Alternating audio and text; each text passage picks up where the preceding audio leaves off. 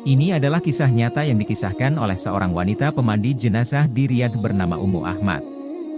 Ia menuturkan, "Suatu hari, aku diminta oleh salah satu keluarga untuk memandikan mayit seorang gadis, putri mereka. Dengan segera aku berangkat dan begitu aku di rumah tersebut, mereka mengantarku masuk ke sebuah kamar di mana jenazah itu terbaring. Dengan cepat mereka menutup pintunya dengan kunci. Entah mengapa aku sendiri bergidik melihat apa yang mereka lakukan. Aku melihat ke sekelilingku, ternyata semua yang aku butuhkan telah siap, perlengkapan mandi, kapas dan kain kafan. Dan mayat itu terbujur di sudut kamar tertutup dengan sebuah selimut. Aku mengetuk pintu kamar, berharap ada yang dapat membantuku melakukan proses memandikan. Namun tidak ada yang menjawab. Aku pun bertawakal kepada Allah dan menyingkap penutup mayat tersebut. Aku sungguh terkejut dengan apa yang kulihat. Aku menyaksikan sebuah pemandangan yang membuat gemetar seluruh tubuh.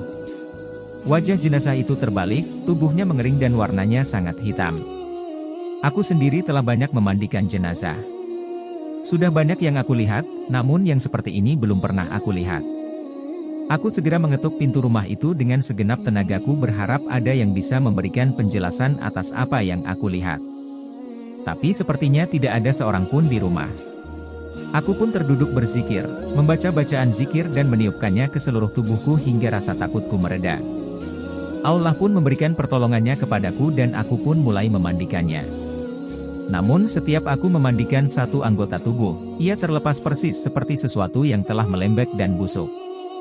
Itu sangat merepotkanku. Hingga akhirnya ketika aku selesai memandikannya, aku pun mengetuk pintu kamar itu dan memanggil-manggil mereka, "Tolong bukakan pintu. Aku sudah mengafani mayat kalian." Aku dalam kondisi menunggu seperti itu cukup lama. Hingga akhirnya ketika mereka membuka pintu, aku segera bergegas meninggalkan rumah itu tanpa bertanya mengapa dan apa penyebab jenazah itu menjadi seperti itu. Setelah aku pulang ke rumahku, aku hanya bisa terbaring selama 3 hari akibat tindakan keluarga itu menguncikan pintu kamar tersebut dan akibat menyaksikan pemandangan yang mengerikan itu. Aku kemudian menghubungi salah seorang syekh dan menceritakan padanya apa yang terjadi.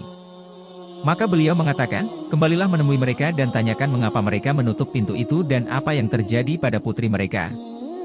Ku pun pergi menemui keluarga itu kembali. Kepada mereka aku mengatakan, "Demi Allah, aku minta kalian menjawab 2 pertanyaanku. Pertama, mengapa kalian menguncikan pintu kamar itu untukku? Dan kedua, apa yang terjadi pada anak gadis kalian itu sehingga kondisinya seperti itu?" Mereka menjawab, "Kami menutup pintu itu untuk Anda karena sebelumnya kami telah memanggil 7 orang untuk memandikannya, namun ketika mereka melihat kondisinya mereka semuanya menolak untuk memandikannya. Adapun mengapa ia seperti itu, mungkin karena selama hidupnya ia tidak pernah mengerjakan sholat dan tidak mau berjilbab. La haula wala quwata illa billah." Seperti itu kondisinya padahal ia belum lagi dimasukkan ke dalam kuburnya. Lalu bagaimana jika ia telah dimasukkan ke dalam kuburnya dan kelak saat ia berjumpa dengan Allah Azza wa Jalla?